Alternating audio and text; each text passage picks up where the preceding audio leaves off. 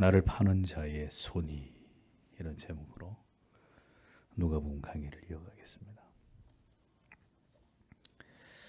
우리는 성경을 통해서 하나님께서 일하시는 방식을 잘 살펴볼 필요가 있습니다. 하나님의 뜻은 절대로 우리의 생각과 동일하거나 비슷하게 이렇게 나타나거나 이루어지지 않는다는 것을 우리는 성경을 통해서 깨달을 필요가 있습니다. 하나님의 나라는 완전한 선과 완전한 의와 거룩으로 영광으로 가득한 곳입니다. 그곳에는 어떤 악이나 악과 유사한 어떤 것도 존재하지 않습니다. 그것은 하나님의 나라가 그렇다는 것입니다. 이 세상은 그렇지 않습니다. 이 세상은 먼저 공중의 권세 잡은 사탄 마귀가 세상의 임금으로 군림하는 곳입니다. 그러므로 이 세상에는, 하늘에는 악이 털끝만큼도 존재하지 않지만 이 세상에는 선과 악이 공존합니다. 아무리 선을 추구하며 의를 추구하더라도 그 가운데 악이 존재하게 되어 있고, 악이 스며들어와서 그 악에 의해서 끊임없이 의인은 공격을 당하고 어려움을 겪는 곳이 바로 이 세상입니다. 신자는 그런 세상에서 살아가는 자들이고, 그 세상 속에서 바로 빛과 소금의 사명을 감당해야 될 존재들이 바로 성도들입니다. 예수 그리스도께서는 왜 제자들 가운데 가롯 유다를 택하신 것일까요? 주님께서는 그가 예수 그리스도의 십자가의 죽으심에 어떤 악한 기여를 하게 될 것이라는 것을 결코 모르지 않으셨습니다.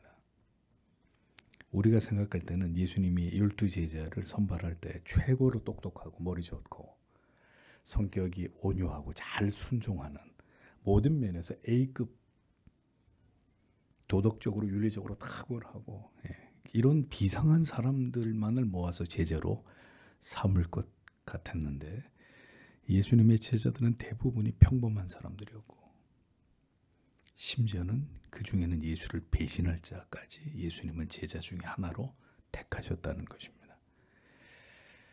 그 자신을 배반할 자를 제자로 3년이나 훈련시키셨고, 천국의 복음을 그도 듣게 하셨고, 사도가 되기 위한 모든 과정을 그에게도 허락하셨습니다. 이로써 하나님께서는 하나님의 뜻을 이루심에 있어서 하나님의 자녀들만, 의인들만 사용하지 않으신다는 사실을 우리에게 분명하게 보여주셨습니다.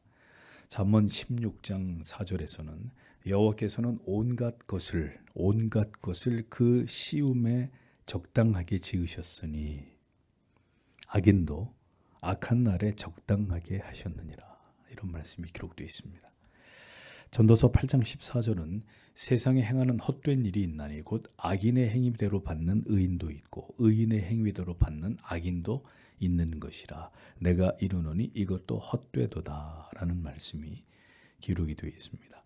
그래서 보십시오. 악인이라고 해서 악한 결과만 있는 것이 아니라 악인도 이 세상에는 의인처럼 형통하게 될 수도 있고, 이 땅에서는 의인이라고 해서 모두 다 잘되고 번영하는 것이 아니라, 성공하는 것이 아니라 악인이 받아야 될 벌과 같은 고통을 애매하게 겪는 일도 이 세상에서는 일어날 수 있다, 이렇게 말씀하시면서 세상은 그렇게 모든 것이 우리의 생각대로 진리대로 그대로 이루어지고 진행되지 않는다는 것을 분명히 말씀하고 있습니다. 그래서 전도서의 기자는 뭐라고 합니까? 이런 이야기를 하고 난 다음에 세상에서 일어나는 모든 일들이 다 헛된 일들이다, 이렇게 결론을 맺고 있는 것입니다. 세상은 그렇습니다. 절대로 이 세상은 정의롭거나 공정하거나 모든 것이 법과 원칙대로만 이루어지지 않습니다. 이것은 예수의 제자 중에 유다가 있었던 것을 보아도 알 수 있는 것입니다.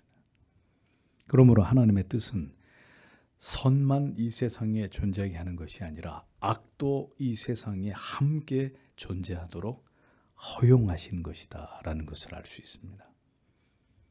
에덴 동산에는 아담과 하와만 있었습니까? 아닙니다. 뱀의 형상으로 위장한 사탄 마귀도 에덴 동산 안에 있었습니다. 그러므로 우리는 이 세상에 대해서 이상주의적인 관점을 가져서는 안 됩니다. 인본주의자일수록 세상을 자꾸 미화시키고 세상은 아름답고 인간은 궁극의 답을 찾을 것이라는 이런 얼토당토하는 주장들을 합니다. 그러나 분명히 말씀드립니다. 세상은 절대로 아름답지 않고 인간은 절대로 정의롭지도 선하지도 않습니다. 세상은 하나님의 자녀들과 사탄의 자식들이 공존하는 것입니다. 매일 선과 악이 부딪히고 대결하고 치열하게 싸우는 것입니다. 하나님께서는 그렇게 이 세상에 인간의 타락으로 말미암아 생겨난 모든 악들에 대해서 그리고 세상을 다스리며 오늘도 쉴 틈 없이 하나님을 대적하여 하나님의 자녀들과 교회를 공격하면서 세상을 주무르고 있는 이 사탄 마귀들의 존재들에 대해서 하나님은 하나님의 때가 이를 때까지 그 모든 것들을 다 용인하고 허용하고 계시는 분이란 말이에요. 악인들도 악한 날에 그들의 존재의 이유와 목적을 따라서 악을 열렬히 행함으로 하나님의 계획과 뜻을 이루는 일에 필요하고 소용되기 마련입니다. 주님께서는 제자들과 마지막 유월절 만찬을 함께 하시는 자리에서 3년간이나 예수를 따르면서 제자들과 사도들과 함께 했던 자 가운데 이제 예수를 팔아 넘겨주게 될 자가 이 중에 오늘 이 자리에 너희들 중에 있다라는 사실에 대해서 말씀을 하십니다. 21절에 그러나 보라 나를 넘겨주는 자의 손이 나와 함께 식탁 위에 있다 이렇게 말씀하셨습니다. 예수 그리스도를 팔아 넘기게 될 자가 바로 이 12명의 사도 안에 있다고 주님은 아주 직접적으로 말씀하셨습니다. 아주 충격적인 말씀이 아닐 수 없는 것이죠. 배신자가 이 중에 있다 이렇게 주님이 그대로 얘기하신 것입니다. 그러니까 여러분 보십시오. 이것이 하나님이 하시는 일이에요. 그러니까 얼마든지 일어날 수 있는 일이에요. 아니 어떻게 가룟 유다 같은 인간이 거기에 끼어들어와 있지? 아니라 이게 하나님이 하시는 일입니다. 이 세상에서는 이런 일들이 얼마든지 여러분들의 삶 속에 성도들의 삶 속에서 교회 안에서도 일어날 수 있는 일이라는 거예요.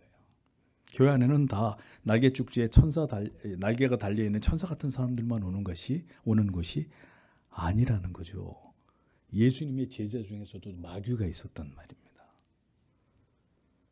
트로이의 목마처럼 몰래 들어온 사탄 마귀에게 속한 자들이 있을 수 있다는 것을 우리는 분명히 알고 있어야 합니다. 너희 중에 하나는 마귀니라 주님이 분명히 말씀하셨잖아요. 성도 여러분, 지상교회는 절대로 완전하지 않습니다. 어떤 형태로든 사탄은 교회와 성도를 공격하고 이간시키기 위해서 자기의 편에 속한 존재를 교회 안으로 밀어넣는 그런 존재가 사탄 마귀입니다. 그래서 지상교회는 전투하는 교회다 이렇게 이야기하는 것입니다. 교회들이 왜 깨집니까? 왜 교회가 나뉘어지죠?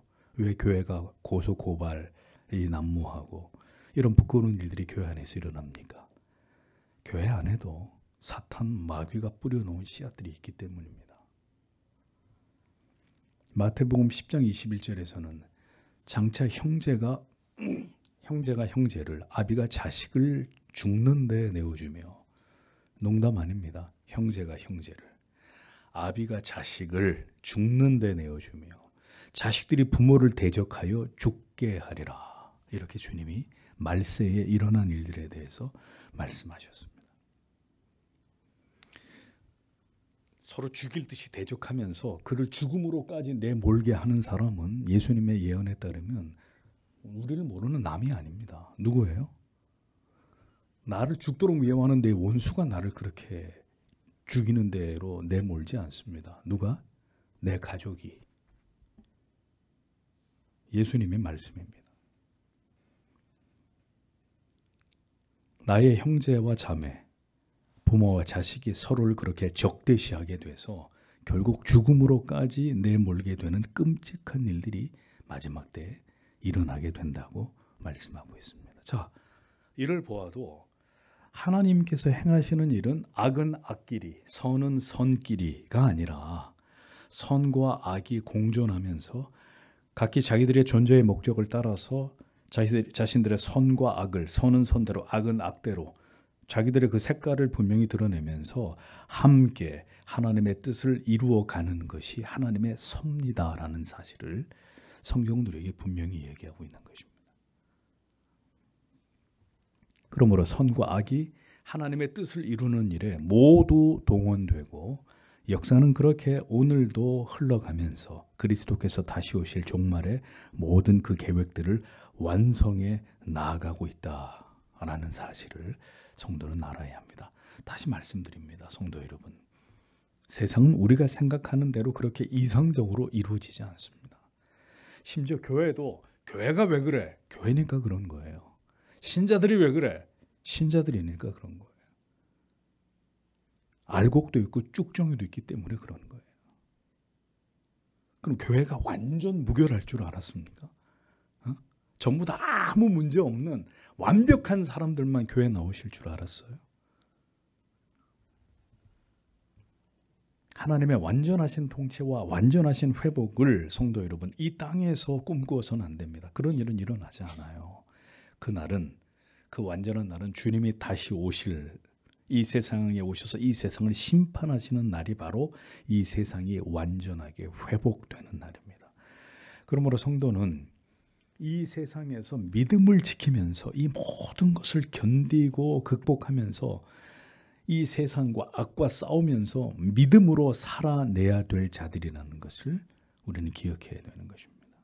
이 악한 세상 속에서 그러나 우리는 이 세상의 가치를 쫓지 않고 절대 다수의 사람들이 이 시대에 그들이 주장하는 게 법이다라고 외치는 그 길로 행하지 않으면서 오직 성경의 진리를 따라서 오직 참된 믿음의 가치를 붙잡고 그것을 지키기 위해서 최선을 다하는 삶을 살아가야 되는 자들이 그리스도인이라는 겁니다.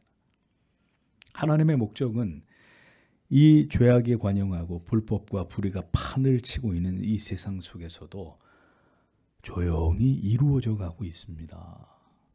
하나님이 주무시고 계시지 않아요.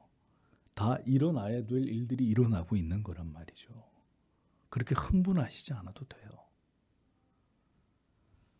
이어지는 주님의 말씀을 보겠습니다. 22절에 왜냐하면 참으로 인자는 정해진 것을 따라가기 때문이다. 그러나 그 사람에게 화가 있으리라. 그에 의하여 그는 넘겨졌다. 이렇게 직역이 됩니다. 하나님이 정하신 뜻은 하나님이 세우신 계획은요. 이 세상에 악인이 얼마나 많고 세상이 얼마나 타락했든 그것과 상관없이 완전하게 이루어지고 진행되어 갑니다. 세상의 모든 악인들이 광기를 드러내면서 악을 행하더라도 그것과 상관없이 하나님이 정하신 모든 뜻은 이루어지고 성취될 것입니다. 그런데 세상에서 뜻을 정하고 악을 행하면서 진리를 대적하고 부정하며 하나님을 멸시하고 교회와 성도를 박해하고 핍박하는 자들에 대해서는 예수님이 말씀하시는 거예요. 그에게는 돌이킬 수 없는 화가 뭘 의미하겠어요? 영원한 지옥의 형벌이 그를 기다리고 있게 될 것이다. 이렇게 말씀하고 있습니다. 하나님의 뜻은 이 죄악된 세상 속에서도 수많은 악인들이 악을 행하고 존재하고 있는 이 마지막 세상 속에서도 도도하게 이루어지고 있고 진행되고 있고 성취되고 있습니다. 악인이 이 세상에 가득 차도 하나님께서 정하신 뜻은 막을 수가 없습니다. 예수님은 그 정하신 그것을 그대로 이루는 삶을 지금 살고 있는 거예요. 뭐가 잘못되고 있는 게 아니라 예수님이 이제 십자가에 달려 돌아가시고 고초를 이게 뭐가 잘못되고 있는 게 아니라 하나님이 정하신 뜻대로 그대로 한치의 오차도 없이 진행되고 있는 것이라는 겁니다.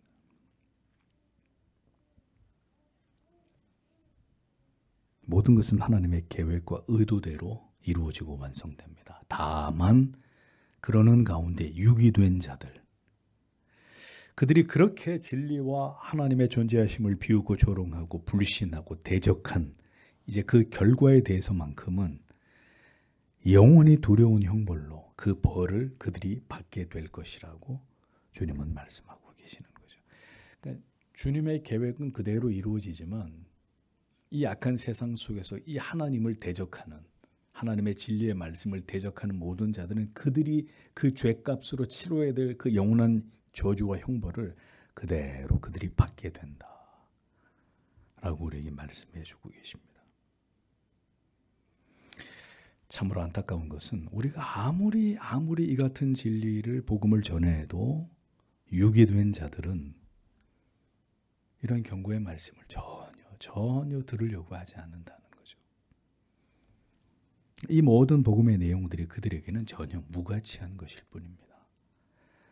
3년을 주님을 쫓으면서 그 모든 어디에서도 들을 수 없는 하늘의 복음과 진리의 그 참 뜻을 들었고 그리스도가 행하신 수많은 이적과 기사를 보고도 자기의 스승 예수를 팔아넘긴 유다처럼 아무리 복음을 아무리 그렇게 믿으면 안 됩니다. 그것은 믿음의 길이 아닙니다. 아무리 참된 믿음과 구원에 대해서 말씀을 드렸어도 들을 귀가 없는 자들은 결단코 그 참된 믿음과 구원의 길로 가지 못하게 되고 결국 유다처럼 배도하게 될 것이라는 사실입니다. 요한복음에서 예수님이 분명히 말씀하셨죠. 내 양만 내 음성을 듣는다. 저가 내 말을 듣지 않는 것은 내 양이 아니기 때문이다. 이미 작정된 대로 모든 일들이 일어나고 있지만 이 마지막 때에 극악을 향해서 달려가는 자들, 그들에게는 돌이킬 수 없는 화가, 하나님의 영원한 징벌이 그들을 위해 준비되고 있는 것입니다. 우리가 오늘도 힘써 복음을 전해야 될 이유가 여기 있는 거죠. 그 가운데 하나님의 자녀들을 참된 진리와 구원과 믿음으로 우리는 누군지 모르기 때문에 열심히 복음을 전해서 한 영혼이라도 더 건져 올려야 되기 때문에 우리는 열심히 복음을 전하는 것입니다. 23절을 보십시오. 그러자 그들이 서로에게 묻기 시작하였다. 그러면 그들 중에서 누가 이것을 막 행하려는 자인 것을, 이렇게 기록이 되어 있습니다. 누가 그런 짓을 한단 말이냐? 우리 중에 서로에게 막 이것을 묻고 있었다는 거죠. 아무것도 알지 못하던, 아직 그리스도를 향한 참된 믿음을 갖지 않은 제자들은 갑자기 주님이 하신 이 말씀하신 바를 듣고 당황했습니다. 우리 중에 누가 주님을 배신할 것인가에 대해서 서로 말하기 시작했다고, 묻기 시작했다고 성경이 적고 있습니다. 그 일을 행할 자는 가룟 유다로 이미 정해져 있었습니다. 그런데 그 사실을 예수님만 알고 계시지 예수님과 함께한 제자들 가운데 그 누구도 아는 이가 없었습니다. 보십시오. 언제든 악을 행하면서 결국 배도와 같은 죄를 저지르게 될 자들이 지상의 교회 안에 존재합니다. 그런 사람들이 저 밖에만 있는 게 아니라 교회 안에도 존재합니다. 우리는 이 사실을 부정할 수가 없습니다. 그와 같은 일들은 예수님의 제자들 속에서도 일어난 일이고 교회의 역사 속에 끊임없이 출몰했던 이단들을 통해서도 충분히 알 수 있는 내용입니다. 그러니까 지금도 여전히 참된 진리와 복음에 대해서 결국 등을 돌리는 자들이 존재합니까? 존재하지 않습니까? 그저 자기의 생각을 따라, 자기의 고집을 따라서 더 넓은 길로, 혹은 진리가 참된 믿음과 구원으로 인정하지 않는 길로 더 나아가서 아예 신앙을 버리고 세상으로 떠나버리는 일들이 지금도 일어나고 있단 말입니다. 이 모든 일들은 하나님의 작정 속에서 일어나는 일들입니다. 우리가 어떻게 할 수 없는 일들이에요. 마지막 때에는 더욱 이와 같은 하나님의 법과 계명과 참된 믿음의 가치를 이탈하는 자들이 더 많아질 것입니다. 왜? 예수님께서 말씀하셨잖아요. 큰 배도가 있겠고, 예배를 사랑하지 않는 자, 하나님의 말씀을 도무지 묵상하지 않는 자, 기도의 등불이 완전히 꺼져 있는 자, 이런 자들이 가장 큰 위험군에 속해 있는 자들이 될 것이라고 저는 여러분들에게 수도 없이 말씀드려 왔습니다. 다시 말씀드리죠. 선과 악은 이 세상에 공존할 수밖에 없습니다. 악이 선이 되고 선이 악이 되는 일은 일어나지 않아요. 악은 선으로 위장할 수 있을지언정 그것이 진정한 선이라면 그 선은 절대로 악으로 둔갑하지 않을 것입니다. 그러니까 선과 악은 끝까지 그 모습 그대로 존재하고 하나님의 목적과 계획과 뜻을 이루어갈 것입니다.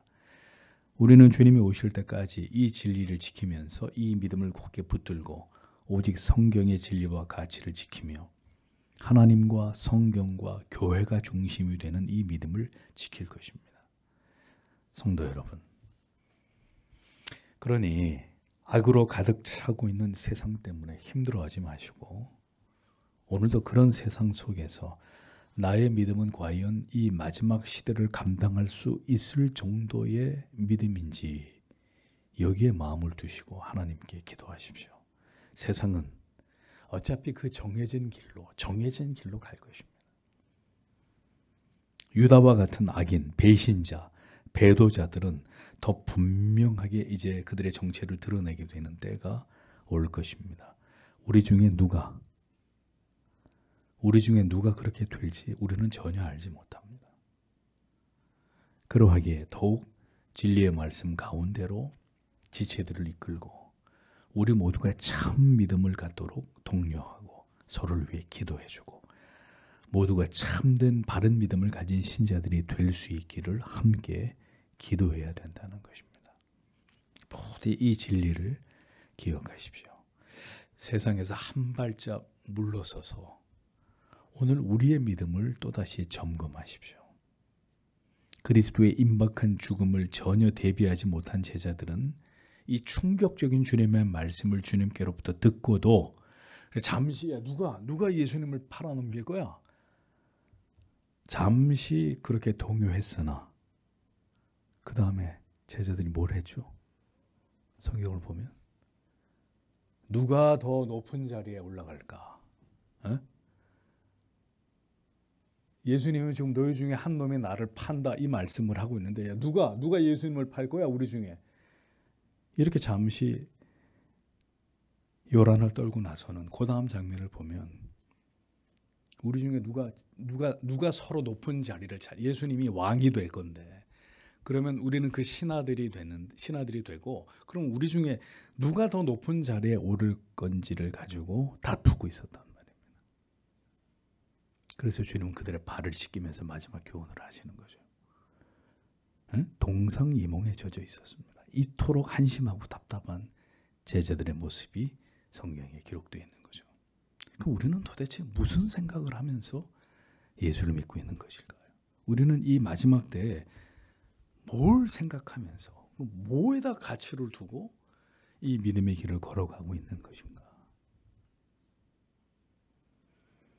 우리의 믿음을 더 강화시켜 주시고 오직 하나님만을 의지하고 바라는 그 믿음이 될 수 있도록 주님 우리 모두를 예수 그리스도에게 곱게 접붙여진 그런 가지가 될 수 있도록 하나님 우리를 붙들어 주시기를 오늘도 주님 앞에 간절히 기도하고 돌아가는 우리들이 되기를 원합니다. 기도하겠습니다.